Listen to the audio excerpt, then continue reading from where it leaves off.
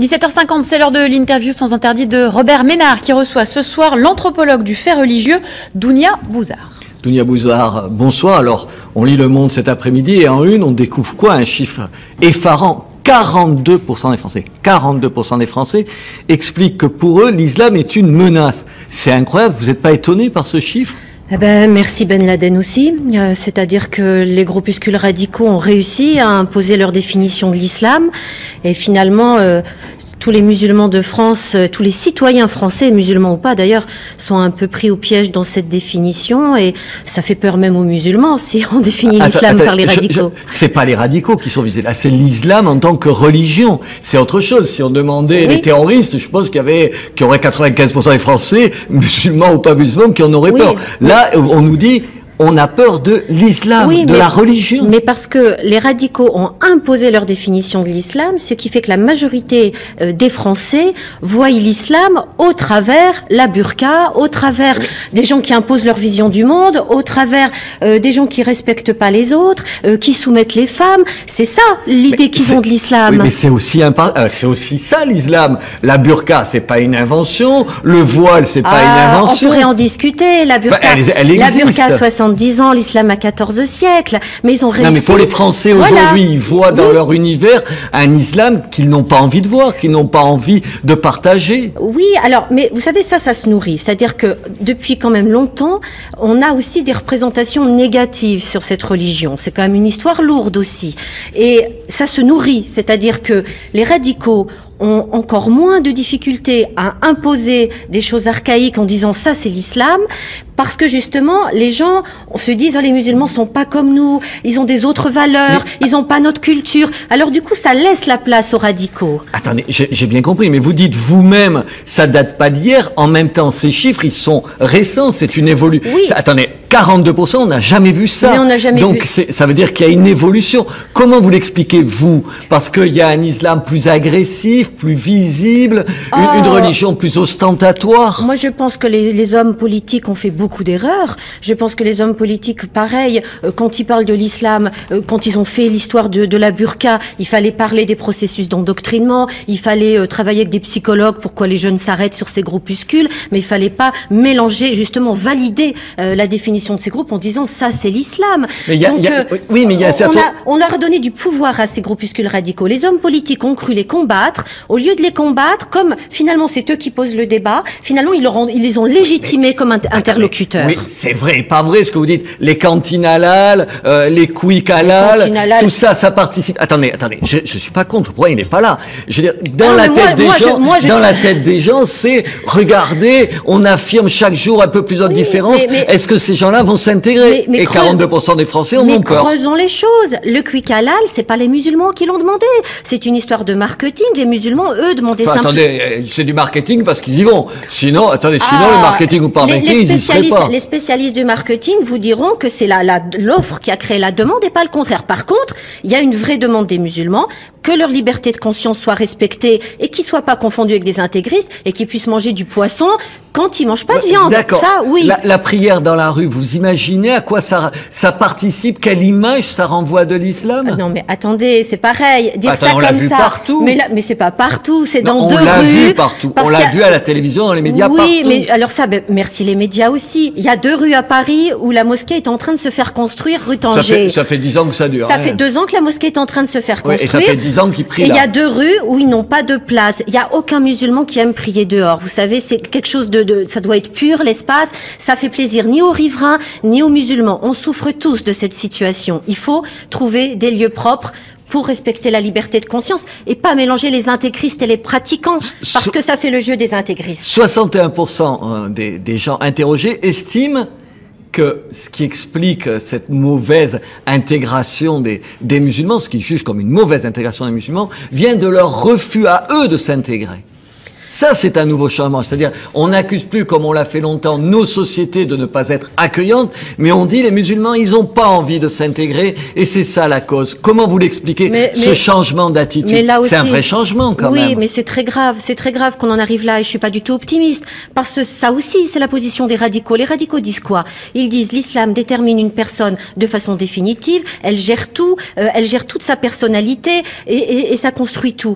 Or, si jamais l'ensemble des Français sont persuadés que les musulmans sont des copier-coller, ne veulent pas s'intégrer. C'est dramatique. Les gens qui sont nés en France, qui ont grandi avec Elisabeth, avec David, avec Jean-Pierre, ils ont envie de s'intégrer. Mais c'est pas qu'ils ont envie de s'intégrer, c'est qu'ils sont intégrés. Mais c'est pas vrai. Non, dans un certain nombre de banlieues, on a bien vu que cette intégration, elle marche pas. Mais alors, il n'y a pas forcément envie de s'intégrer. Parce que les jeunes qui sont nés en France, ils ont intégré les valeurs françaises, la devise de l'égalité, la liberté de culte, le droit au travail. Et quand il y a ce décalage entre la théorie et la pratique, c'est... Ça a bon dos. Ils ont aucune responsabilité, eux, là-dedans. C'est des petits saints, j'ai pas dit ça. À qui on peut rien reprocher. Mais ça dépend. Mais il y a pas, vous savez, les musulmans, c'est comme les chrétiens. J'ai pas dit les musulmans, j'ai dit certains, dans certains quartiers. Mais c'est pas parce qu'ils sont musulmans. Le fait de relier le comportement d'un jeune à son présupposé prophète, admettons qu'il soit croyant, c'est même pas sûr, eh bien ça, c'est encore valider la vision des islamistes. 40%, toujours, le sondage explique que cette mauvaise intégration, c'est en raison des trop fortes différences culturelles. En gros, je vous la fais court, finalement, ça a été plus facile d'intégrer des Polonais, des Italiens, des Espagnols qui étaient cathos comme nous, Européens comme nous, que des musulmans. Mais ça, alors là, vraiment, c'est pareil. Ces représentations-là... Mais c'est vrai en même temps, mais non, c'est pas vrai. Mais parce que quand vous êtes un musulman... Mais comment vous pouvez nier tout? C'est en partie vrai que c'est plus difficile. Les musulmans sont des gens comme les autres. Ils sont le produit de leur relation à leur père, à leur mère, de leurs conditions économiques, de leur niveau intellectuel. Et selon ce qu'ils sont, ils vont comprendre leur religion différemment. C'est pas l'islam qui détermine les gens, c'est les gens qui déterminent leur compréhension de l'islam. Comment vous pouvez dire ça? Non, mais regardez. La culture, la religion, ça participe de ce que vous êtes. Mais un texte de Victor Hugo, vous le lisez à 5 ans, à 30 ans, à 50 ans, le texte, il bouge pas. Mais Victor Hugo, il fait que je suis français comme je suis. Non, mais attendez. Vous le lisez à des âges différents, vous allez comprendre quelque chose de différent du poème. Mais une religion, c'est pareil.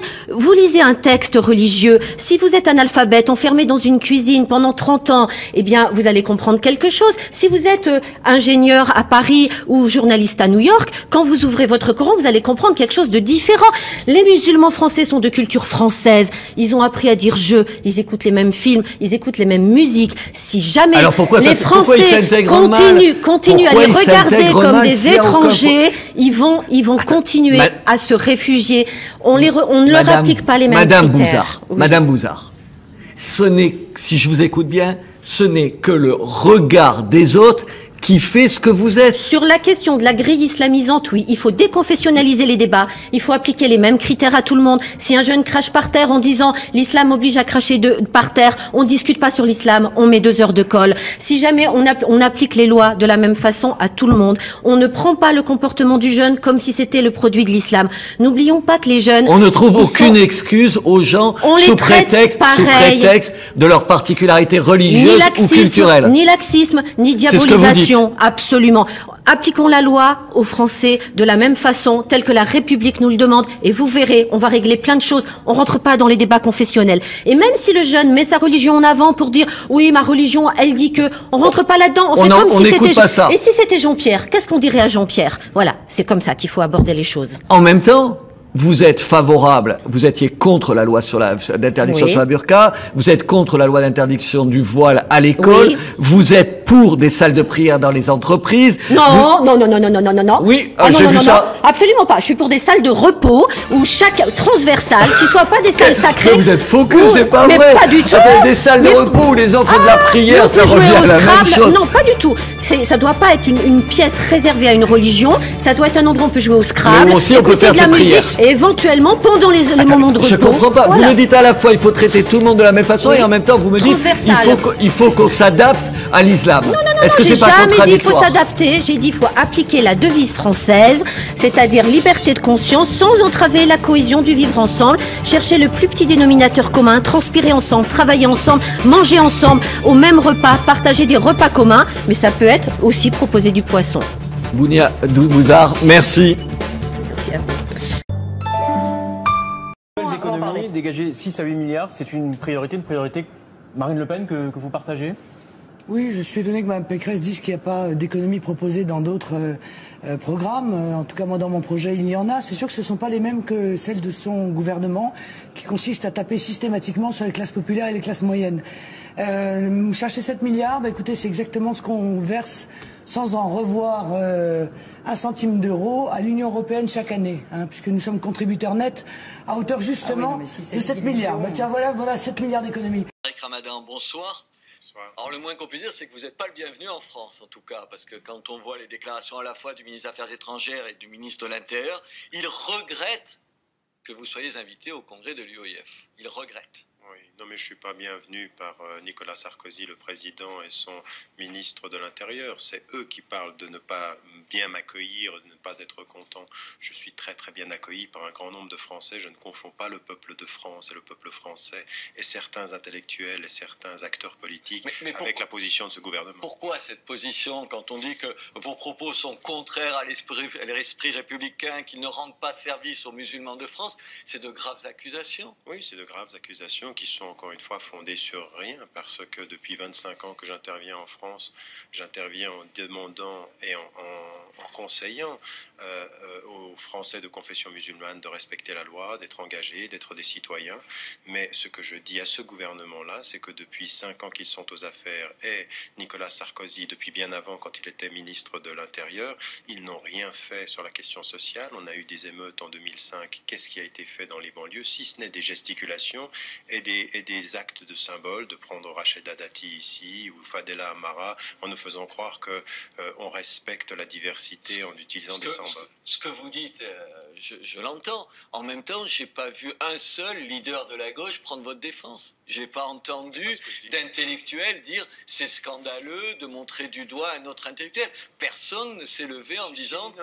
Non, attendez, mais le responsable pour l'Église catholique de relations avec l'islam a dit que dire que j'étais anti-républicain, c'est faux. Vous avez eu un certain nombre d'intellectuels, mais aujourd'hui on est en pleine campagne électorale. Oui, vous avez vu un responsable d'un parti politique prendre votre défense. Pourquoi? Parce que ça fait peur. C'est prendre la défense du diable. Exactement. Aujourd'hui, on m'a diabolisé en France. Ça fait d'ailleurs beaucoup sourire dans d'autres pays européens, jusqu'aux États-Unis, à l'heure où je vous parle maintenant, en disant mais qu'est-ce qui se passe en France? Pourquoi est-ce qu'on évolue en France? Et malheureusement, mais aux États-Unis, à un moment donné, ils vous ont fait des problèmes aussi. Vous en cherchez des coups dans la tête. Mais encore une fois, qui m'a fait des problèmes? L'administration Bush, dont je critiquais d'une part le soutien unilatéral d'Israël sur la question israélo-palestinienne, et puis l'invasion et l'intervention en Irak. Donc on m'a diabolisé parce qu'on ne voulait pas entendre cette voix. Et là, on vous diabolise, c'est tout. Mais écoutez, c'est exactement la même chose. Il faut quand même que vous sachiez qu'en 2003, j'étais en face à face avec Nicolas Sarkozy, ministre de l'Intérieur, et que quelques semaines plus tard, il m'envoie une lettre sur l'ouverture et le pluralisme. En fait, ce sont des gesticulations politiciennes. Nous sommes à quelques semaines... Vous croyez qu'il n'y a aucun fond? Vous croyez que c'est uniquement lié à l'échéance électorale? Alors, il y a une échéance électorale, mais il y a autre chose qui est beaucoup plus fondamentale. C'est que mon discours est extrêmement gênant. Non pas parce que je divise la France, mais parce que je fais exactement le contraire. Je demande aux citoyens français d'être des citoyens à part entière. Et surtout de ne pas jamais accepter qu'on parle à leur place et de se faire entendre. Donc ce discours-là, il faut bien l'entendre, des démocrates de confession musulmane aujourd'hui en France, ça fait peur. Pourquoi? Parce qu'on dit à Nicolas Sarkozy, vous n'avez pas à parler à notre place. Et puis une autre chose qui est importante, quand on vient me critiquer moi parce que je dis aux Français d'être engagés, et on dit oui, mais on ne veut pas d'un islam qui soit dirigé par des États étrangers. Qui aujourd'hui prend langue avec l'ambassade du Maroc ou l'ambassade d'Algérie pour organiser l'islam de France? Le gouvernement actuel. Il ne parle pas à ses citoyens. Oui, mais en même temps, je vais vous citer parce que à propos des musulmans, vous dites ils doivent refuser, d'être des victimes passives et consentantes. Attendez. Tous les musulmans de France ne sont pas victimes de quoi que ce soit. On n'est pas dans une société où tout le monde est montré du doigt. Vous avez parfaitement raison, mais ma formule, la phrase ne disait pas ça. Ce que je disais, c'est exactement le sens de ce que vous dites en fait. Je dis aux Français de confession musulmane, arrêtez de vous mettre dans une position de victime. Arrêtez le sentiment victimaire. Vous n'êtes pas des victimes, vous êtes des citoyens de plein droit. Parce que tous les musulmans de France sont montrés du doigt par tous les Français. C'est pas vrai. Attendez. tous les musulmans de France ne sont pas montrés du doigt. L'atmosphère qui existe aujourd'hui en France est très négative, elle est délétère. Et l'islam est stigmatisé. Oui. Alors, attendez, moi, c'est ma réponse à ça, à cette atmosphère, c'est de dire aux musulmans, ne réagissez pas comme des victimes, devenez des citoyens et faites-vous entendre là où il faut vous faire entendre. En même temps, quand vous parlez du climat, moi, je me méfie, alors, parce qu'on l'a beaucoup entendu ici, vous savez, alors les polémiques sur le halal, sur la hiérarchie des civilisations, sur l'immigration, les gens vous disent « Ah oui, mais c'est tout ça qui produit un Mohamed Merah ». Est-ce que c'est pas une façon de trouver une espèce d'excuse à ces gens-là? Non, il ne faut pas chercher d'excuses, mais il faut essayer... aucune, quand même. Mais attendez, il faut comprendre des processus. Comprendre, ça ne veut pas dire excuser. Et ce que j'ai dit, non, comprendre ne veut pas dire excuser. De temps en temps, ça finit par vouloir dire ça. Non. Comprendre, c'est se dire comment un homme qui est considéré par ceux qui travaillent avec lui, sa psychologue ou son avocat, ou même les gens qui le connaissent, qui se disent c'est un jeune homme qui a une fragilité, qui va pas bien, qui a fait une tentative de suicide, qui a essayé d'entrer dans l'armée. À un moment donné, eh bien, il passe à autre chose et il en arrive à tuer. Qu'est-ce qui se passe? Eh bien, ça, vous devez essayer de le comprendre. Si vous voulez chercher des solutions, il faut essayer de comprendre ce qui se passe.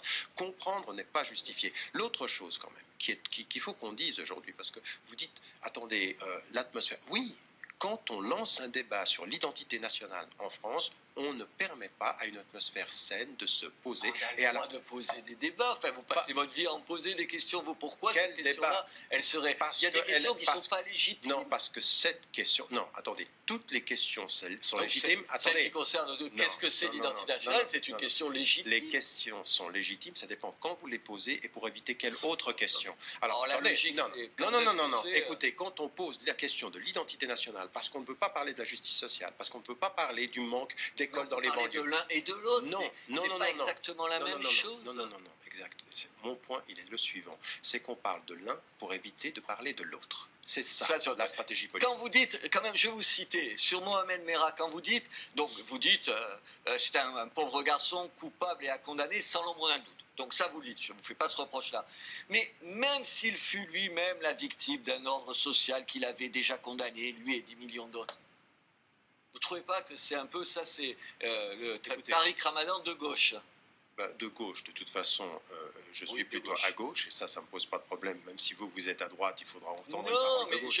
Mais écoutez-moi, est-ce que ça ne finit pas par excuser les choses qui sont inexcusables? Mais écoutez, je veux dire, regardez les choses en face. Il n'y a pas des millions de Mohamed Merah. Je veux dire, le problème qu'on a parfois avec les gens de droite, c'est qu'ils n'écoutent pas nos réponses. Donc écoutez ma réponse. Mais vous dites qu'il n'y a pas des questions qui ne sont pas légitimes. Alors est-ce que celle-là est légitime? Vous demandez, vous expliquer là-dessus. Si vous m'écoutez, oui, elle sera légitime. Et la deuxième des choses, c'est que j'ai dit que toutes les questions étaient légitimes. Ça dépend quand on les pose pour éviter quelle autre question. Mon point ici, concernant ce que vous dites, c'est que j'essaye d'expliquer qu'à un moment donné, tout ce qui nous permet d'essayer de dessiner le portrait de ce jeune homme, comme de millions de Français de confession musulmane, ou même pas de confession musulmane, des Noirs, des gens qui sont dans l'exclusion sociale, dans le chômage, qui vivent la discrimination, vous pouvez quand même pas aujourd'hui vouloir simplement dire d'un homme c'est un monstre, point. Il y a des raisons qui expliquent ceci. C'est tout ce que j'essaye de dire. Et qu'à partir d'un certain moment, oui, c'est une victime. Oui, c'est une victime de la société. Alors, attendez, à partir d'un certain moment, juger son acte et essayer de comprendre le processus, c'est deux choses différentes. Et moi, aujourd'hui, c'est ça qui m'intéresse. Ce qui m'intéresse quand on a en face de soi, c'est l'inhumain, c'est de comprendre l'humain. Alors, quand Youssef Qaradawi, donc le grand prédicateur qui est sur Al Jazeera toutes les semaines, dit ce qu'il dit des Juifs, vous avez envie de le défendre? Pas sur la question de ce qu'il dit des Juifs et pas ce qu'il a dit en plus il y a une trentaine d'années. Ce qu'il dit sur la question juive... En 99, il a dit sur une chaîne qui n'était pas Al Jazeera, Hitler, il s'est félicité qu'Hitler ait remis les Juifs à leur place. Écoutez, encore une fois, non, écoutez, ceci n'est pas la traduction de ce qu'il a dit en arabe et vous devriez vérifier vos sources. Je vérifierai là-dessus. Oui, non, mais vous devez vérifier avant même de me poser la question. Le deuxième des points. Non, mais attendez, tout propos du cheikh Youssef Al-Qaradawi ou d'un autre, qui confondrait la critique du sionisme politique, de l'État d'Israël dans la politique qu'il produit maintenant. De temps en temps, il y en a qui confondent vraiment, vous le savez. Tout à fait, mais toute critique qui confondra sera condamné de mon fait parce que l'antisémitisme est contre ma religion et contre mes principes. Et quand il laisse entendre que l'homosexualité est quasiment un crime, qu'est-ce que vous lui dites?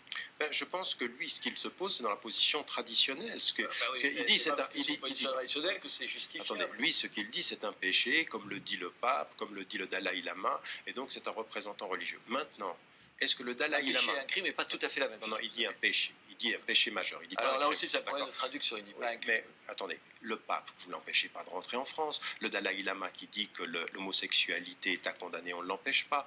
À partir d'un certain moment, il faut que par rapport aux représentants religieux que l'on peut avoir, c'est qu'on laisse la parole libre et critique.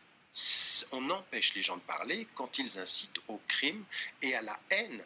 Et il ne le fait pas. Donc ma position, c'est que moi-même, sur un certain nombre de points, je peux être en désaccord avec lui. Mais sa place, elle était au congrès de l'UOIF. Elle est dans tous les lieux. Attendez, mais je veux dire, même la France, elle discute avec le Qatar. Et vous allez voir, je veux dire, écoutez, vous savez, à ce congrès, vous avez un homme dont on ne parle pas, il ne fait pas partie des six. Il s'appelle Rachid Ghannouchi. C'est le leader des Nards en Tunisie. Pendant des années, il a été interdit d'entrer en France quand on soutenait Ben Ali. Non, mais dites-le ça, dites que non, mais attendez, laissez-moi terminer. Le gouvernement Sarkozy sort des gens à géométrie variable en fonction des relations que l'on a. On ne peut pas sortir en France aujourd'hui, on ne peut pas sortir le cher Rachid Ghannouchi à cause de ce qui est en train de se passer en Tunisie. Donc ce sont que des gesticulations politiciennes. Mais Al-Qaradawi, il dit aussi beaucoup de trucs monstrueux de temps en temps. Non, mais sur Al Jazeera, il dit des choses étonnantes, mais de temps en temps, vous tombez à la renverse. Attendez. Qu'ils disent des choses avec lesquelles on n'est pas d'accord, c'est une chose. Qu'on interdise de rentrer, c'en est une autre. Et la question est aujourd'hui, c'est que qu'est-ce qu'a dit Rachid Ghannouchi pour que pendant pratiquement 10 ans, il ne puisse pas entrer en France? Et pourquoi aujourd'hui il rentre? Pourquoi il rentre aujourd'hui? Pouvoir aujourd'hui. Voilà, exactement. Merci d'avoir confirmé. Mais attendez, on est d'accord. Moi, je l'aurais reçu avec plaisir ici quand il était dans l'opposition. Aujourd'hui, sur l'antisémitisme, il y a un antisémitisme dans les banlieues. Vous le condamnez? Bien sûr, il faut le condamner. Il faut condamner. On ne l'a pas passé sous silence pendant longtemps au nom parce qu'on ne voyait que le vieil antisémitisme d'origine catholique et d'extrême droite. Non, c'est pas qu'on ne l'a pas passé sous silence, c'est qu'à partir d'un certain moment, on est aujourd'hui dans la surenchère. On a des jeunes qui ont l'impression qu'ils sont tellement laissés pour compte qu'on vient leur enseigner uniquement l'histoire de l'antisémitisme et l'extermination des Juifs. Aujourd'hui, il faut une démarche pédagogique beaucoup plus globale. Il faut en même temps qu'on leur reconnaît une place de français, qu'on leur dise clairement... Ils se la jouent l'intifada aussi, il faut dire. Hein. Non, ils ne se la jouent pas l'intifada. Ils vivent dans des conditions qui sont le double du taux de chômage dans les banlieues par rapport à la moyenne française. Oui, ça ne justifie pas de tenir des propos comme ça, une fois de plus. Attendez, la question n'est pas de savoir, de justifier, je ne le justifie pas. Je dis qu'il faut comprendre d'où on part. Et qu'aujourd'hui, ce qu'il faut dire, c'est que les jeunes doivent suivre à l'école tous les cours et comprendre l'histoire de l'antisémitisme, mais il faut qu'en France, il faut qu'ils écoutent et pas qu'ils troublent les minutes de silence quand elles sont faites pour des jeunes qui ont été tués. Exactement. Et il faut les condamner quand même. Il faut qu'en France, on ne fasse pas de hiérarchie vis-à-vis des racismes. Il faut que n'importe quelle expression anti-musulmane soit critiquée de la même façon, avec la même force. En une seconde, Marine Le Pen qui demande l'interdiction de l'UOIF. Les gesticulations politiques, populisme qui ne sert à rien, ça n'est pas en empêchant les gens de parler qu'on aura de la dignité. Marine Le Pen ne s'honore pas une fois de plus. Tariq Ramadan, merci. Merci à vous. C'est de dire aux musulmans, ne réagissez pas comme des victimes, devenez des citoyens et faites-vous entendre là où il faut vous faire entendre. En même temps, quand vous parlez du climat, moi je me méfie, parce qu'on l'a beaucoup entendu ici, vous savez, alors les polémiques sur le halal, sur la hiérarchie des civilisations, sur l'immigration, les gens vous disent, ah oui, mais c'est tout ça qui produit un Mohamed Merah. Est-ce que ce n'est pas une façon de trouver une espèce d'excuse à ces gens-là? Non, il ne faut pas chercher d'excuses, mais il faut essayer... aucune, quand même. Mais attendez, il faut comprendre des processus. Comprendre, ça ne veut pas dire excuser. Et ce que j'ai dit, non, comprendre ne veut pas dire excuser. De temps en temps, ça finit par vouloir dire ça. Non. Comprendre, c'est se dire comment un homme qui est considéré par ceux qui travaillent avec lui, sa psychologue ou son avocat, ou même les gens qui le connaissent, qu'ils se disent c'est un jeune homme qui a une fragilité, qui va pas bien, qui a fait une tentative de suicide, qui a essayé d'entrer dans l'armée. À un moment donné, eh bien, il passe à autre chose et il en arrive à tuer. Qu'est-ce qui se passe? Eh bien, ça, vous devez essayer de le comprendre. Si vous voulez chercher des solutions, il faut essayer de comprendre ce qui se passe. Comprendre n'est pas justifié. L'autre chose, quand même, qu'il faut qu'on dise aujourd'hui, parce que vous dites, attendez, l'atmosphère. Oui. Quand on lance un débat sur l'identité nationale en France, on ne permet pas à une atmosphère saine de se poser. Et à la de poser des débats. Enfin, vous passez votre vie à en poser des questions. Vous, pourquoi cette question-là, elle serait... Il y a des questions qui ne sont pas légitimes. Non, parce que cette question... Non, attendez. Toutes les questions sont légitimes. Celle qui concerne qu'est-ce que c'est l'identité nationale, c'est une question légitime. Les questions sont légitimes, ça dépend quand vous les posez et pour éviter quelle autre question. Alors la logique, non. Écoutez, quand on pose la question de l'identité nationale, parce qu'on ne veut pas parler de la justice sociale, parce qu'on ne veut pas parler du manque d'écoles dans les banlieues. De l'un et de l'autre. Non, c'est pas exactement la même chose. Non, exact. Mon point, il est le suivant. C'est qu'on parle de l'un pour éviter de parler de l'autre. C'est ça la stratégie politique. Quand vous dites, quand même, je vais vous citer, sur Mohamed Merah, quand vous dites, c'est un pauvre garçon coupable et à condamner sans l'ombre d'un doute. Donc ça vous le dites, je ne vous fais pas ce reproche-là. Mais même s'il fut lui-même la victime d'un ordre social qu'il avait déjà condamné, lui et 10 millions d'autres, vous ne trouvez pas que c'est un peu ça, c'est le Tariq Ramadan de qui m'a fait des problèmes? Une administration, l'administration Bush, dont je critiquais d'une part le soutien unilatéral d'Israël sur la question israélo-palestinienne, et puis l'invasion et l'intervention en Irak. Donc on m'a diabolisé parce qu'on ne voulait pas entendre cette voix. Et là, on vous diabolise, c'est tout. Mais écoutez, c'est exactement la même chose. Il faut quand même que vous sachiez qu'en 2003, j'étais en face à face avec Nicolas Sarkozy, ministre de l'Intérieur, et que quelques semaines plus tard, il m'envoie une lettre sur l'ouverture et le pluralisme. En fait, ce sont des gesticulations politiciennes. Nous sommes à quelques semaines... Vous croyez qu'il n'y a aucun fond? Vous croyez que c'est uniquement lié à l'échéance électorale? Alors, il y a une échéance électorale, mais il y a autre chose qui est beaucoup plus fondamentale. C'est que mon discours est extrêmement gênant. Non pas parce que je divise la France, mais parce que je fais exactement le contraire. Je demande aux citoyens français d'être des citoyens à part entière. Et surtout de ne pas jamais accepter qu'on parle à leur place et de se faire entendre. Donc ce discours-là, il faut bien l'entendre, des démocrates de confession musulmane aujourd'hui en France, eh ben ça fait peur. Pourquoi? Parce qu'on dit à Nicolas Sarkozy, vous n'avez pas à parler à notre place. Et puis une autre chose qui est importante, quand on vient me critiquer moi parce que je dis aux Français d'être engagés, et on dit oui, mais on ne veut pas d'un islam qui soit dirigé par des États étrangers. Qui aujourd'hui prend langue avec l'ambassade du Maroc ou l'ambassade d'Algérie pour organiser l'islam de France? Le gouvernement actuel, il ne parle pas à ses citoyens. Oui, mais en même temps, je vais vous citer parce que à propos des musulmans, vous dites ils doivent refuser, d'être des victimes passives et consentantes. Attendez. Tous les musulmans de France ne sont pas victimes de quoi que ce soit. On n'est pas dans une société où tout le monde est montré du doigt. Vous avez parfaitement raison, mais ma formule, la phrase ne disait pas ça. Ce que je disais, c'est exactement le sens de ce que vous dites en fait. Je dis aux Français de confession musulmane, arrêtez de vous mettre dans une position de victime. Arrêtez le sentiment victimaire. Vous n'êtes pas des victimes, vous êtes des citoyens de plein droit. Parce que tous les musulmans de France sont montrés du doigt par tous les Français. C'est pas vrai. Attendez. Tous les musulmans de France ne sont pas montrés du doigt. L'atmosphère qui existe aujourd'hui en France est très négative, elle est délétère. Et l'islam est stigmatisé. Oui. Alors, attendez, moi, c'est ma réponse à ça, à cette atmosphère. Gauche.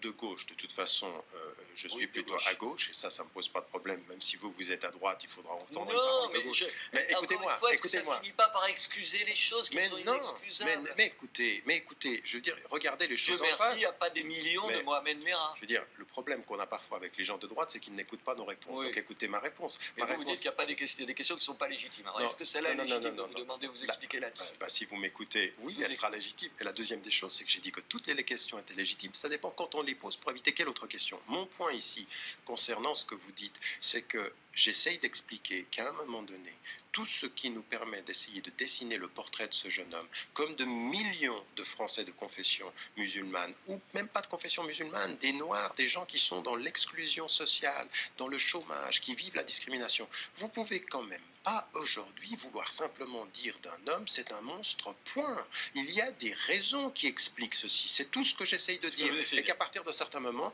oui, c'est une victime. Oui, c'est une victime de la société. Alors, attendez, à partir d'un certain moment, juger son acte et essayer de comprendre le processus, c'est deux choses différentes. Et moi, aujourd'hui, c'est ça qui m'intéresse. Ce qui m'intéresse quand on a en face de soi, c'est l'inhumain, c'est de comprendre l'humain.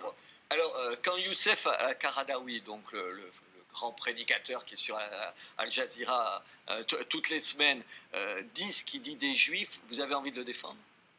Pas sur la question de ce qu'il dit des Juifs et pas ce qu'il a dit en plus il y a une trentaine d'années. Ce qu'il dit sur la question juive... En 99, il a dit sur une chaîne qui n'était pas Al Jazeera, Hitler, il s'est félicité qu'Hitler ait remis les Juifs à leur place. Alors écoutez, encore une fois, ça, non, écoutez, ceci n'est pas la traduction de ce qu'il a dit en arabe et vous devriez vérifier vos sources. Je vérifierai là-dessus. Oui, non, mais vous devez vérifier avant même de me poser la question. Oui, non, mais le deuxième des points. Non, mais attendez, tout propos du cheikh Youssef al-Qaradawi ou d'un autre, qui confondrait la critique du sionisme politique et de l'État d'Israël dans la politique qu'il produit maintenant. De temps en temps, il y en a qui confondent vraiment, vous le savez.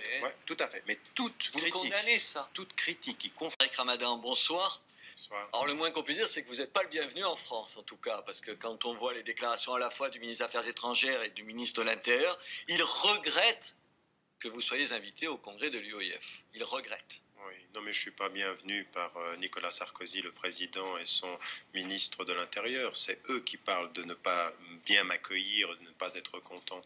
Je suis très très bien accueilli par un grand nombre de Français. Je ne confonds pas le peuple de France et le peuple français et certains intellectuels et certains acteurs politiques avec la position de ce gouvernement. Pourquoi cette position quand on dit que vos propos sont contraires à l'esprit républicain, qu'ils ne rendent pas service aux musulmans de France? C'est de graves accusations. Oui, c'est de graves accusations qui sont encore une fois fondées sur rien, parce que depuis 25 ans que j'interviens en France, j'interviens en demandant et en conseillant aux Français de confession musulmane de respecter la loi, d'être engagés, d'être des citoyens.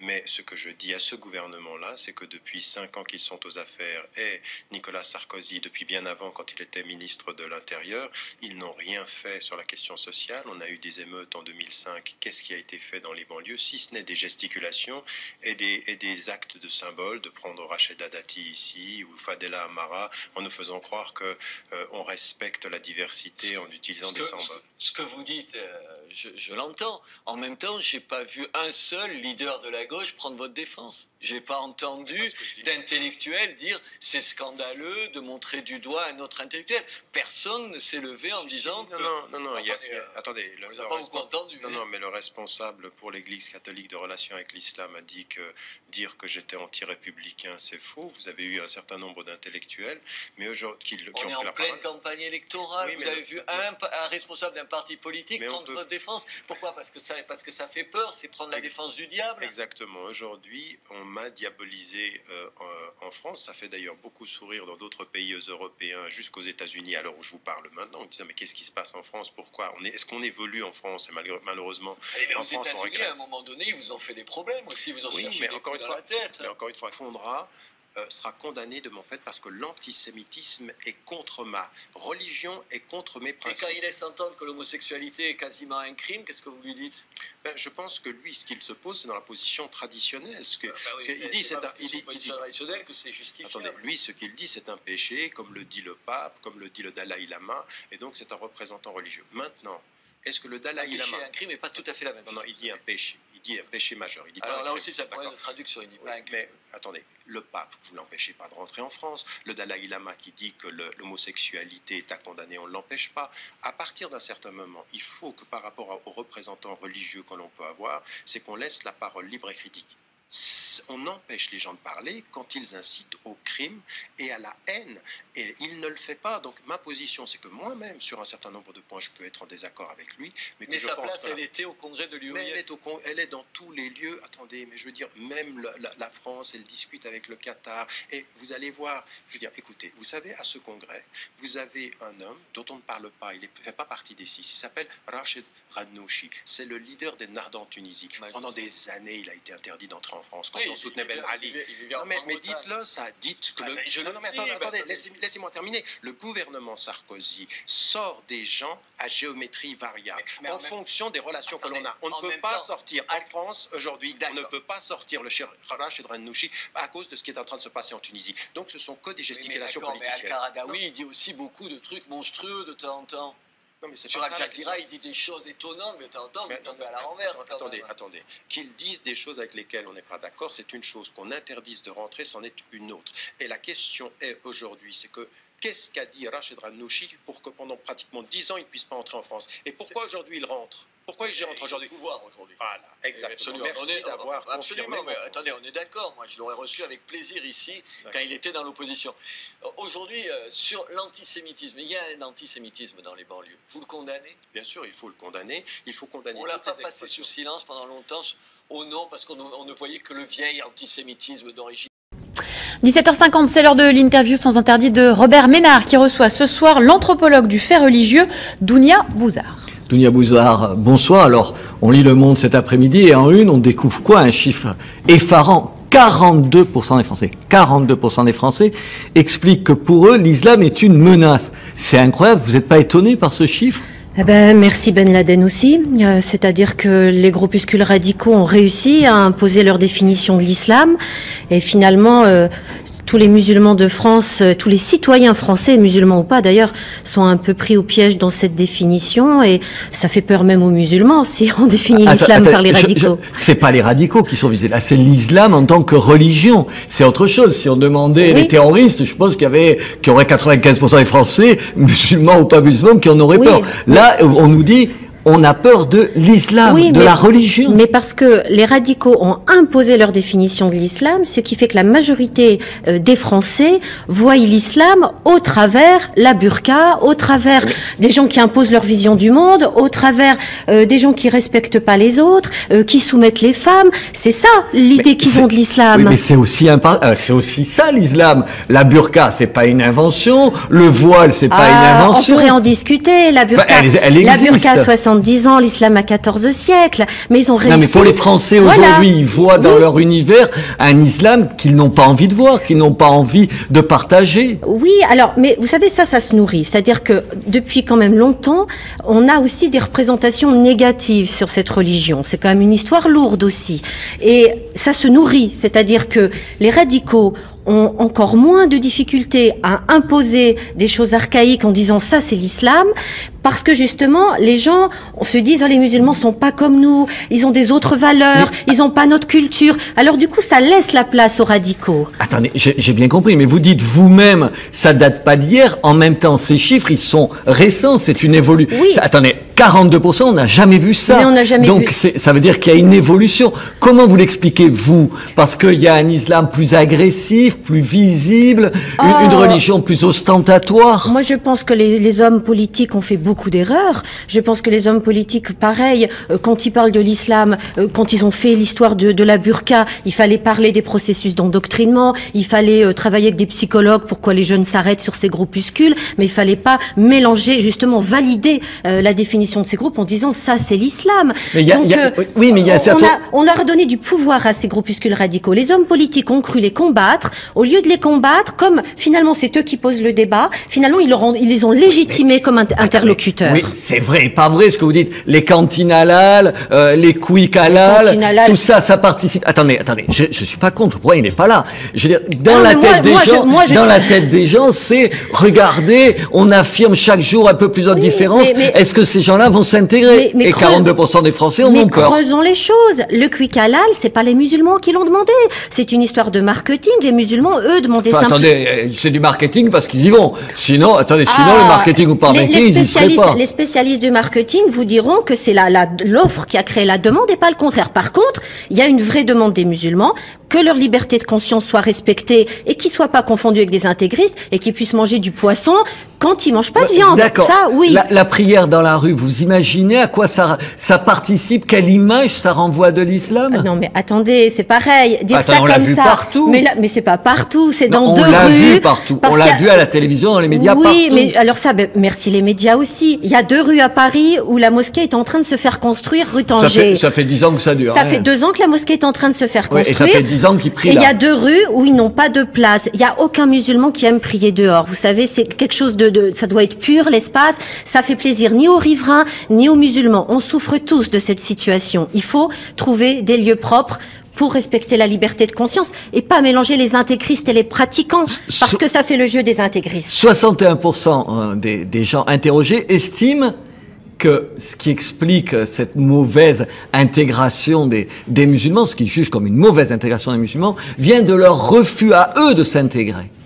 Ça, c'est un nouveau changement. C'est-à-dire, on n'accuse plus, comme on l'a fait longtemps, nos sociétés de ne pas être accueillantes, mais on dit les musulmans, ils n'ont pas envie de s'intégrer, et c'est ça la cause. Comment vous l'expliquez, ce changement d'attitude? C'est un vrai changement, quand même. Oui, mais c'est très grave qu'on en arrive là, et je suis pas du tout optimiste, parce que ça aussi, c'est la position des radicaux. Les radicaux disent quoi? Ils disent l'islam détermine une personne de façon définitive, elle gère tout, elle gère toute sa personnalité, et ça construit tout. Or, si jamais l'ensemble des Français sont persuadés que les musulmans sont des copier-coller, ne veulent pas s'intégrer. C'est dramatique. Les gens qui sont nés en France, qui ont grandi avec Elisabeth, avec David, avec Jean-Pierre, ils ont envie de s'intégrer. Mais c'est pas qu'ils ont envie de s'intégrer, c'est qu'ils sont intégrés. Mais c'est pas vrai. Non, dans un certain nombre de banlieues, on a bien vu que cette intégration, elle marche pas. Non, mais alors, il n'y a pas forcément envie de s'intégrer. Parce que les jeunes qui sont nés en France, ils ont intégré les valeurs françaises, la devise de l'égalité, la liberté de culte, le droit au travail.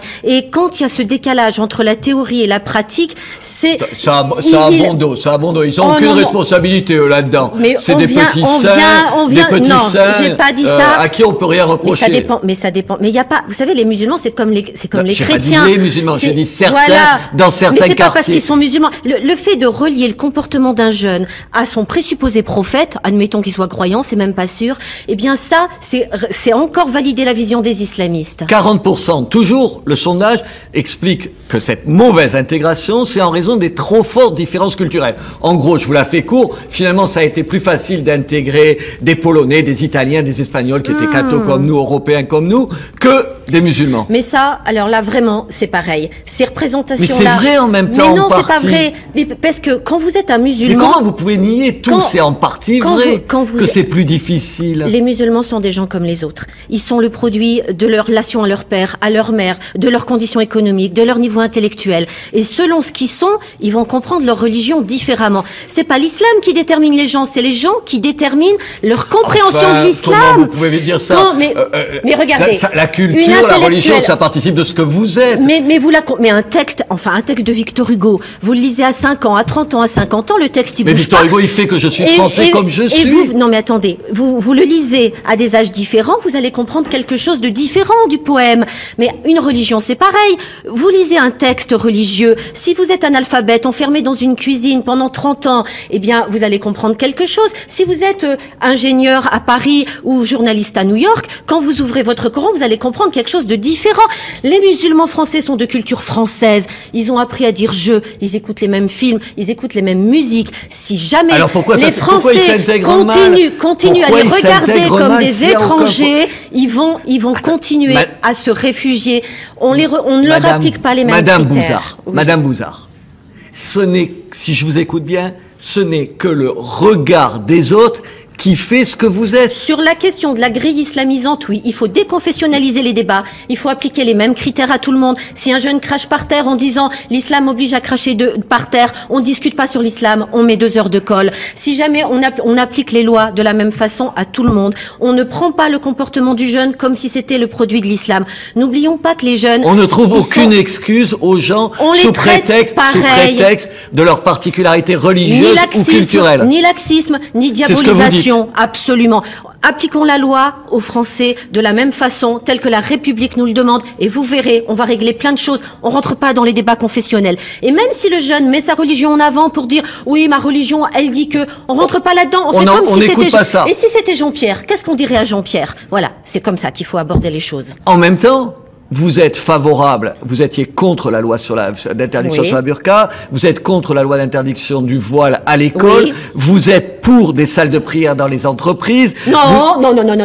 Oui, j'ai vu ça. Absolument pas. Je suis pour des salles de repos où chaque transversale, qui soient pas des salles sacrées. Mais vous êtes faux que c'est pas vrai. Pas du tout. Des salles de repos où les enfants de la prière, ça revient à la même chose. Non, pas du tout. Ça doit pas être une pièce réservée à une religion. Ça doit être un endroit où on peut jouer au Scrabble. Mais aussi on peut faire ses prières. Et éventuellement pendant les moments de repos. Je comprends pas. Voilà. Vous me dites à la fois il faut traiter tout le monde de la même façon et en même temps vous me dites il faut qu'on s'adapte à l'islam. Non, est-ce que c'est pas contradictoire? J'ai jamais dit il faut s'adapter. J'ai dit il faut appliquer la devise française, c'est-à-dire liberté de conscience sans entraver la cohésion du vivre ensemble, chercher le plus petit dénominateur commun, transpirer ensemble, travailler ensemble, manger ensemble au même repas, partager des repas communs, mais ça peut être aussi proposer du poisson. Dounia Bouzard, merci. Merci à vous. d'économie, dégager 6 à 8 milliards, c'est une priorité Marine Le Pen que vous partagez? Oui, je suis étonné que Mme Pécresse dise qu'il n'y a pas d'économie proposée dans d'autres programmes. En tout cas, moi, dans mon projet, il y en a. C'est sûr que ce ne sont pas les mêmes que celles de son gouvernement, qui consistent à taper systématiquement sur les classes populaires et les classes moyennes. Chercher 7 milliards, écoutez, c'est exactement ce qu'on verse sans en revoir 1 centime d'euro à l'Union européenne chaque année, puisque nous sommes contributeurs nets à hauteur justement de 7 milliards. Tiens, voilà 7 milliards d'économies. Ramadan, bonsoir. Alors le moins qu'on puisse dire, c'est que vous n'êtes pas le bienvenu en France, en tout cas, parce que